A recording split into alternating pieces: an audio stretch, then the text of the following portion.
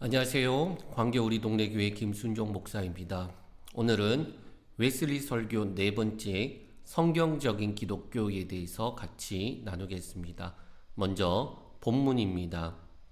사도행전 4장 31절 말씀. 무리가 다 성령으로 충만하여. 아멘. 먼저 해설을 같이 나누겠습니다.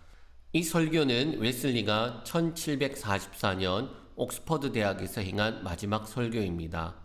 이 설교는 어떻게 구원이 한 사람으로부터 다른 사람에게로 그리고 마침내 땅 위에서 가장 강력하게 세계로 퍼져나가게 되었는지를 설명하면서 성경적인 기독교는 처음부터 성령 충만한 교회였으나 현재 옥스퍼드 대학이 경건의 능력과 겉모습을 상실하였다라는 것을 비판하고 있는 설교입니다. 사도행전 2장에서는 성령의 임함에 대해서 나타나고 있습니다. 하늘로부터 성령이 강하고 바람같이 또 강력하게 불같이 그렇게 임하는 모습인데, 동일하게 4장에서도 사도들이 형제들과 함께 하나님 앞에 기도하고 찬양할 때에 성령이 임했다라는 부분들이 나타납니다. 모인 곳이 진동하더니 무리가 다 성령이 충만하여 라고 기록되어져 있습니다.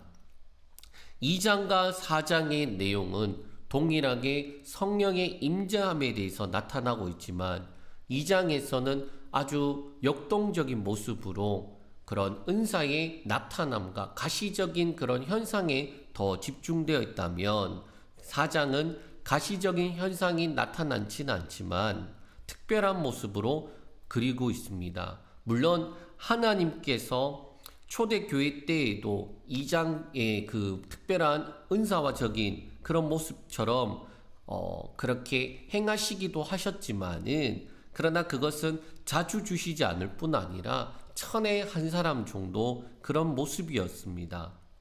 그러므로 사람들이 모두 성령으로 충만하게 되었다라는 것은 특별한 은사를 받은 것보다 더 훌륭한 목적을 위해서 주셨다라는 거예요. 그것은 그들에게 그리스도 안에 있는 마음과 그것을 가지지 않는 자는 그리스도께 속하지 않았다라고 말할 수 있을 만한 성령의 열매를 주기 위한 것입니다. 그것은 성령의 9가지 열매로 채우고 그들에게 믿음과 온유와 절제를 부여하며 정욕과 욕망과 함께 육신을 십자가에 못 박히게 하기 위함입니다. 이것은 내적인 변화의 결과로 모든 외적인 의를 성취하고 믿음의 역사와 소망의 인내 그리고 사랑의 수고를 하는 그런 과정 가운데 그리스도처럼 행하게, 그리스도가 행한 것 같이 행할 것을 그들에게 가능하게 하기 위함이다라고 말씀하고 있습니다. 저는 이 앞에 서론 부분이 참으로 중요하다고 생각합니다. 바로 그리스도인의 본질적인 부분을 말하고 있기 때문입니다. 저 역시 성령의 그 은사가 아주 매력적으로 다가와서 이 은사를 적극적으로 구하던 때가 있었습니다. 그러나 은사가 필요가 없다거나 또는 보잘것없어서가 아니라 그보다 더 중요한 것이 있음을 발견하게 되었습니다. 바로 웨슬리가 말하고 있는 내적 변화, 즉 본질적 변화와 그리고 그 본질적 변화의 증거가 나타나며 이 세상 가운데서 예수님처럼 그분이 행하신 것처럼 살아가는 삶, 그것이 더 중요하구나라는 것을 깨달은 것이죠. 이것은 기본적으로 그리스도의 마음이 부어져야만 하며 그 가운데 우리는 가시적으로 확인할 수 있는 것이 바로 성령의 열매입니다. 웨슬리도 이러한 점을 강조하며 특별한 은사보다 더욱더 우리를 특별하게 하는 이 성령의 일반적인 열매에 대해 집중하며 성경적 기독교에 대해서 말하고 있습니다. 한번 계속 이어서 보겠습니다. 이 일반적 열매는 하나님께서 자녀들 가운데 행하시는 위대한 역사를 말하는 것으로 우리는 그것을 기독교라고 한마디로 표현할 수 있습니다. 그래서 지금 말하고 있는 이 기독교는 교리나 견해나 어떠한 형태의 모습이 아니라 인간의 마음과 생활에 관해 말하고 있는 것입니다. 그래서 이 기독교를 다음에 세 가지 관점에서 생각하려고 합니다. 첫째, 개인에게서 시작하는 기독교. 둘째, 한 사람으로부터 다른 사람에게로 퍼져나가는 기독교. 셋째, 우주로 퍼져나가는 기독교. 이 세 가지 관점입니다. 이 세 가지 관점을 통해 실제로 어떤 모양으로 적용되는지 간단하게 설명하고자 합니다. 첫째로 개인에서 시작하는 기독교입니다. 우선 기독교를 그 기원에서부터, 즉 개인 안에 존재하기 시작한 때로부터 생각해 보겠습니다. 사도 베드로의 회개, 죄사함, 그 설교를 들은 사람들 중에 한 사람이 죄를 깨닫고 회개하여 예수님을 믿었다라고 가정해 보겠습니다. 하나님의 역사에 대한 믿음에 의하여 이 사람은 양자의 영을 받고 입양의 영을 받고 그 영에 의하여 하나님을 아바 아버지라고 부르게 되었습니다. 그리고 이제 그는 성령으로 인하여 예수님을 주님이라 부를 수 있을 뿐 아니라 성령을 통해 하나님의 자녀인 것을 증거해 주게 됩니다. 그러므로 이제 그는 고백할 수 있습니다. 그런즉 이제는 내가 산 것이 아니요 오직 내 안에 그리스도께서 사신 것이라.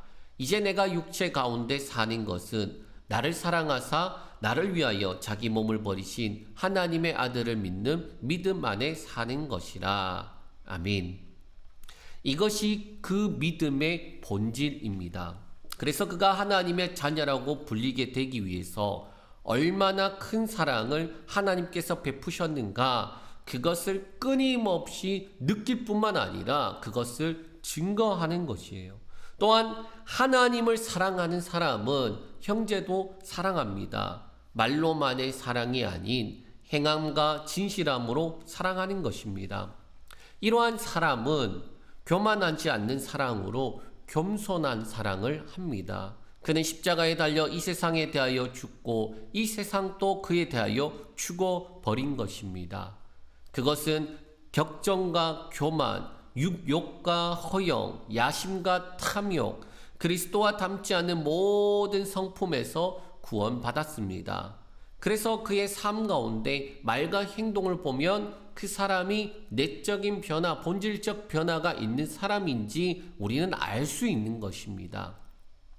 그리고 나를 떠나서는 너희가 아무것도 할 수 없다라고 하신 그 예수님의 말씀의 진정성, 그래서 끊임없이 하나님께서 나에게 물 주심을 받을 필요가 있다는 사실을 철저하게 느끼게 되는 겁니다. 하나님을 의존하면서 살아가는 거예요. 그래서 적극적으로 예수님을 닮을 삶을 살아가며 기회가 있을 때마다 가난한 사람들에게 먹을 것을 주기 위해 자기가 가진 모든 것들을 내어놓고 자기를 버리는 일을 기뻐하며 내 형제 중에 지극히 작은 자 하나에게 한 것이 곧 내게 한 것이다 라고 하신 이 주님의 말씀대로 살아가는 거예요. 이것이 처음 기독교의 모습입니다. 이런 사람이 초대교회 그리스도인이었어요. 이 부분은 초대교회를 묘사하고 있는 사도행전 2장 후반부에 보면 잘 나타나 있습니다. 성령으로 그들이 충만하여지자 그들이 가지고 있는 모든 것들을 내어놓고 서로 통용하며 자기 것이라고 주장하는 것이 아니라 필요한 이들에게 기꺼이 내어주는 모습들이었어요. 자, 두 번째로 한 개인으로부터 시작해서 다른 사람에게로 퍼져나가는 기독교에 대해서 같이 나누려고 합니다. 그러면 이 기독교가 한 사람에게서 시작해서 다른 사람으로 전해져 어떻게 해서 점점 이 세상에 전파되었는지 살펴보겠습니다. 예수님께서 최초의 제자들에게 너희는 세상의 소금이요 세상의 빛이다 라고 말씀하시며 일반적인 명령을 하셨습니다. 너희 빛을 사람 앞에 비추게 하여 저희로 너희 착한 행실을 보고 하늘에 계신 너희 아버지께 영광을 돌리게 하라. 마태복음 5장 16절의 말씀. 옛날 그리스도인은 닥쳐올 진노에 대해 피하도록 지옥의 형벌을 면하도록 경고하면서 기회가 있는 대로 모든 사람에게 선한 일을 행하려고 힘썼습니다. 그래서 그들은 모든 사람에게 각각 여러 방면으로 적절하게 말하려고 노력하며 잠자는 자여 깨어서 죽은 자들 가운데서 일어나라. 그리스도께서 내게 빛이리라 하셨느니라 라고 큰 소리로 외쳤습니다. 그리고 그들의 수고는 주 안에서 헛된 것이 아니었습니다. 주님의 말씀은 전파되었고 또 영광을 받았으며 강력한 지배력을 가지게 되었습니다. 물론 기독교가 이렇게 초대교회 안에서 건강하게 성장해 나가면 나갈수록 비례적으로 반대하는 이들의 핍박과 박해도 커져갔습니다. 그래서 그들을 향하여 뭐라고 말하느냐? 천하를 어지럽게 하던 이 사람들, 또는 이런 놈은 세상에서 없애자, 살려둘 자가 아니다 라고 그렇게 불림을 받았습니다. 그러므로 가는 곳마다 반대가 있었고 욕을 받았으며 서로 대적하는 일들이 생겼고 모든 종류의 박해가 일어났습니다. 그러나 초대교회 그리스도인들은 모든 일에서 하나님의 일꾼이라는 그것을 삶 가운데 생활로 보여주었습니다. 그것은 극심한 고난과 어려움 속에서도 변함없이 인내하였고 매를 맞고 옥에 갇히고 폭동을 겪고 괴로운 노동도 하며 바다 위의 위험과 빈들의 위험과 고역과 그리고 줄이고 목말랐고 추위를 떨며 헐벗었지만은 자신들이 하나님의 종인 것을 나타내었습니다. 이렇게 해서 기독교는 땅 위에 퍼졌습니다.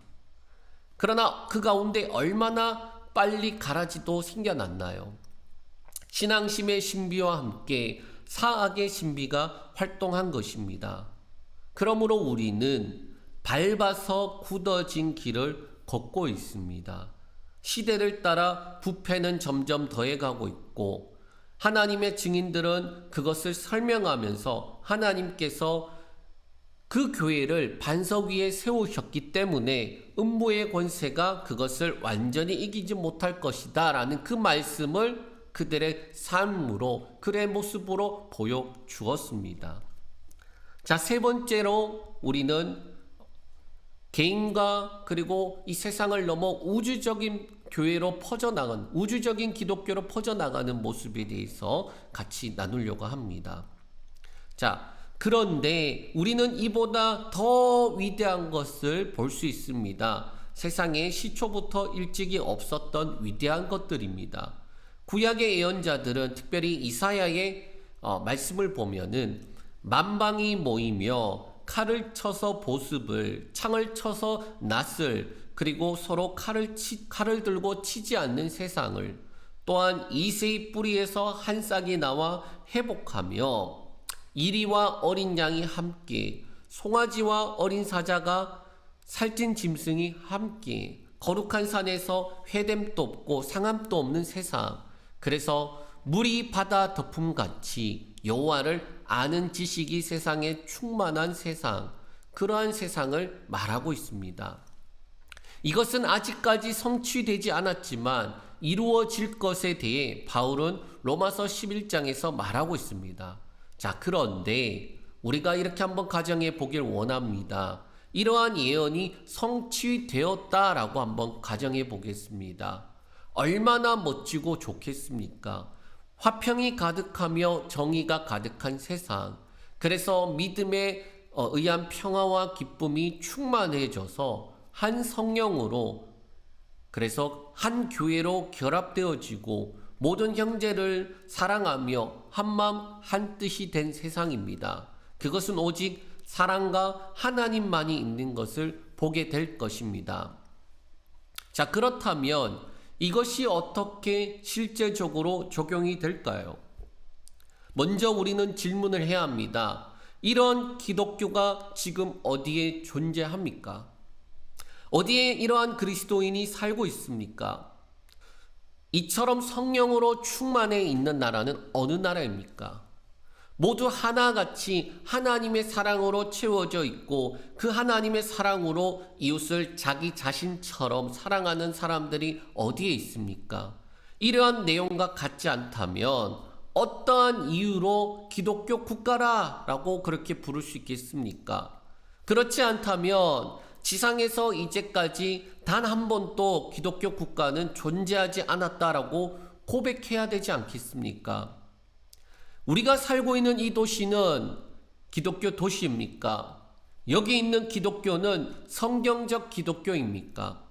우리는 성령의 충만함을 받고 성령의 진정한 열매를 마음속으로 기뻐하며 우리 생활 가운데 나타내고 있는 공동체라고 생각하십니까? 하나님의 사랑이 우리 마음에 부음받아 그래서 그것이 나타나고 드러나며 살아가고 있습니까? 우리의 기질이 하나님의 그것과 같습니까? 이것은 의심 없이 기독교의 근본적인 문제에 대한 고찰입니다. 그렇기 때문에 당신들은 특별히 상관인 사람들, 성령으로 충만한지 진정으로 생각해야 합니다. 물론 여기서 상관이라는 사람들은 나중에 보면은 그리스도인들 중에서 지도자들을 의미하고 있는 것 같습니다.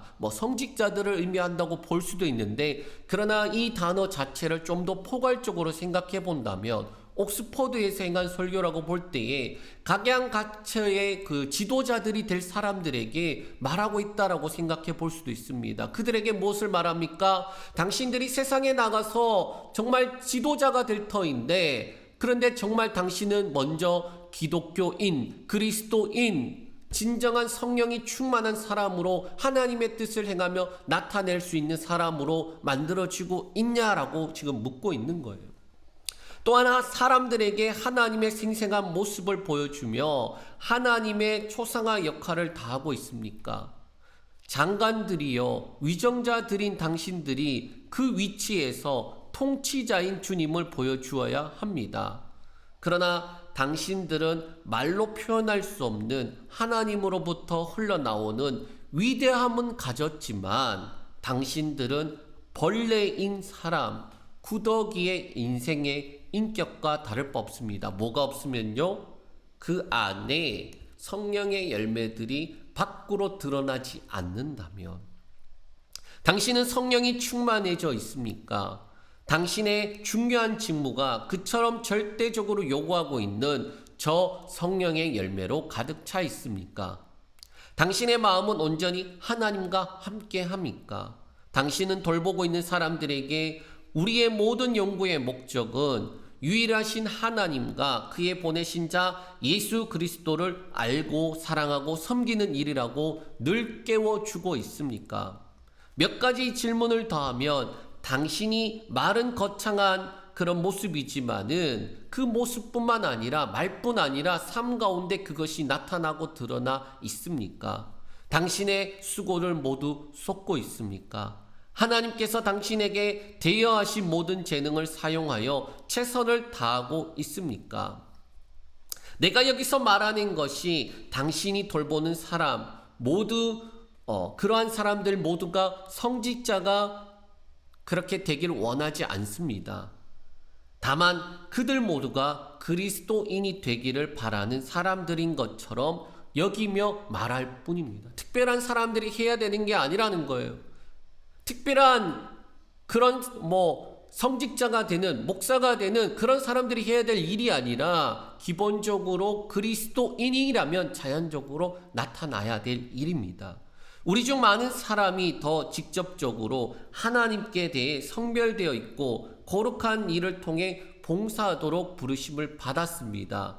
그렇다면 우리는 다른 사람들에 대하여 말과 행실과 사랑과 믿음과 정절에 있어서 모범이 되고 있습니까? 여러분, 특별히 직분을 받으신 여러분들은 여러분들의 직분 그 위에 여러분들의 모습이 그리스도인으로서 이 방금 말한 말과 행실과 사랑과 믿음과 정절에 있어서 그것이 다른 이들에게 모범이 되고 있느냐라고 묻습니다. 우리는 이마와 마음에 여호와께 성결이라고 쓰여져 있습니까? 하나님께서 그 아들을 우리 안에 나타내셨는데 우리는 그의 아들이 우리를 통해 드러나고 있습니까? 하나님께서 우리를 새 언약의 유능한 사역자로 만드셨습니까? 또한 우리는 하나님으로부터 상속 재산에 대하여 주인입니까? 혹 우리는 모든 사람들 중 작은 자요 그들의 종입니까? 우리가 그리스도를 위한 비난을 받았을 때 그것이 우리에게 무거운 짐이 됩니까? 그렇지 않으면 우리는 그것을 기뻐합니까? 여기서 말하는 이곳은 옥스퍼드 대학입니다. 이 젊은이들에 대하여 우리가 무엇을 말해야 하겠습니까? 당신들은 기독교적 경건의 능력이나 겉모습이라도 가졌습니까? 전능하신 주 하나님의 이름으로 나는 묻습니다. 당신들의 믿음은 어떤 믿음입니까? 그리스도에 대한 이야기까지도 당신들은 감당하지 못하고 있으며 감당하려고도 하지 않습니다. 실제로 기독교, 성경적 기독교가 다시 이곳에서 생겨나 그래서 나타날 가능성이 있습니까? 우리 모두가 성령에 충만한 그런 사람인 것처럼 말하고 생활해야 하는 것이 아닙니까? 악이 홍수처럼 덮고 있는 세상에서 하나님께서 누구를 보내시겠습니까? 우리를 우리의 처음 사랑으로 돌아가기 위하여 기근이나 온역, 전염병, 그래서 하나님께서 말하는 그 최후의 사자들을 보내실까요? 아니면 칼과 로마의 외국 군대를 보내실까요? 오, 주여, 차라리 우리를 당신의 손에 빠지게 하소서. 그래서 사람의 손에 빠지지 않게 하소서. 주여 구원하소서. 그렇지 않으면 우리는 멸망합니다. 이 원수들로부터 우리를 보호해 주옵소서. 인간의 도움은 헛되기 때문입니다. 당신에게 모든 것이 가능합니다. 당신의 능력의 위대함으로 죽게 되어 있는 자들을 보호해 주옵소서. 당신께서 선하게 여기시는 방식으로 우리를 보호해 주옵소서. 우리 뜻대로 마옵시고 당신 뜻대로 하옵소서. 이렇게 웨슬리 설교 4번째 시간 성경적 기독교에 대해서 마치게 됩니다. 웨슬리의 이 옥스퍼드 대학에서 행한 마지막 설교는 여러 가지 외침이 담겨져 있습니다. 개인으로부터 시작하여서 모인 교회, 그리고 더 나아가 사회 및 우주적인 영역에서까지 완벽한 모습으로 그려내고 있습니다. 그러나 그 시작이 한 사람으로부터이며 그 한 사람이 누구냐? 바로 당신이다라고 지금 말하고 있습니다. 그리스도인이 되어져 가는 과정 또한 복음을 듣고 회개하고 믿음으로 입양의 영, 양자의 영을 통해 우리가 하나님을 아바 아버지라고 부를 수 있게 되며 하나님과 건강한 관계, 올바른 관계, 칭의를 누리게 되며 성령을 통한 우리가 하나님의 자녀인 것을 증거한다라고 말하고 있습니다. 이 부분을 성령의 은사로 가시적인 능력이 나타남으로 그리스도인으로 나타나는 것보다 성령의 열매를 맺어감으로 나타나고 드러남으로 그리스도인으로 나타나는 것이 더 중요하다라고 말하고 있습니다. 물론 우열을 가리는 것이 아니라 본질적으로 나타나는 내적인 변화가 삶 속에서 열매 맺는 것을 말하고 있고 이것이 자연스러운 것이라고 말하고 있습니다. 많은 그리스도인들은 나는 예수님을 믿어 그래서 천국 가 그렇게 말은 하지만 그들의 삶 가운데는 전혀 예수님을 닮은 모습도 성령의 열매도 없는 모습들을 봅니다. 그들 안에 내적인 변화, 성령의 열매가 나타나지 않는다면 물론 많은 이들은 이걸 순서를 바꾸어서 그렇게 행함으로써 얻는 구원으로 이렇게 생각하는 경우들도 있고 그렇게 착각하는 경우들도 있지만 진정으로 당신은 그리스도인인가? 라는 질문에 우리는 스스로 답하여야 합니다. 동시에 그런 이들이 모인 교회나 공동체는 세상으로부터 박해나 핍박이 역사적으로 끊임없이 있었지만 반석 위에 내 교회를 세우리니 음부의 권세가 이기지 못하리라 라고 말씀하신 대로 우리 안에 진정한 복음이 있고 그 복음의 능력이 있으며 생명이 있다라면 그런 교회는 음부의 권세가 이기지 못하는 교회로서 나타나고 드러날 수밖에 없는 것이에요. 성경적 기독교가 나타나고 그 영역을 뛰어넘어 사회 전반 악한 세상일수록 더욱더 빛이 드러나는 것처럼 그 일을 감당할 것으로 권면하고 있습니다. 최근 코로나19로 인해 6개월 이상 세상에 멈춘 것 같고 전 세계적으로 막대한 피해가 있습니다.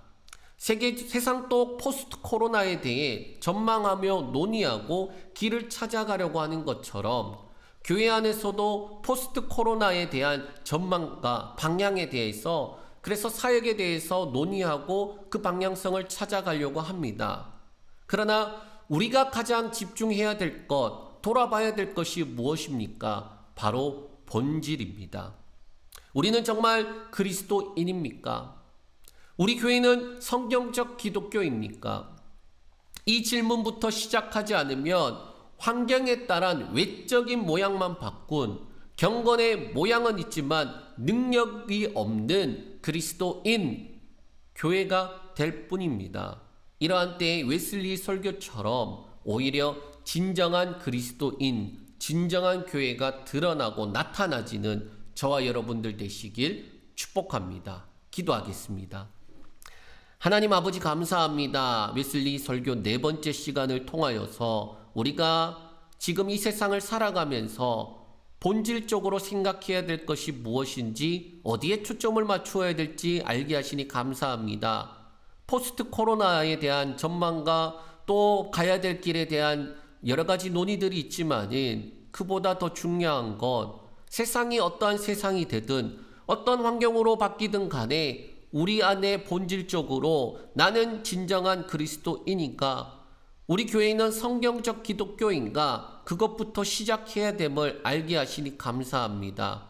우리가 그 어떤 것보다 우리 안에 생명이 있고 그 생명이 살아 역사하는 것이면 반드시 열매를 맺을 터인데 우리 안에 예수 그리스도로 말미암아 주신 그 생명의 은혜가 우리의 삶으로 나타나질 때에 성령의 열매로 나타나지고 그래서 세상 가운데 많은 이들이 우리를 보고 그리스도인이다라고 예수 믿는 자라고 그렇게 드러나지는 그러한 자연스러운 열매를 맺어가는 우리 모두가 되게 하여 주시옵소서. 세상이 가면 갈수록 악해지는 가운데 빛이 더욱더 드러나듯 세상이 악해지고 가면 갈수록 사망의 어둠이 가득한 세상이 된다 할지라도 우리 안에 생명이 더 드러나듯 날마다 예수 닮고 예수 따라가는 자들 되게 하여 주시옵소서. 예수님의 이름으로 기도합니다. 아멘.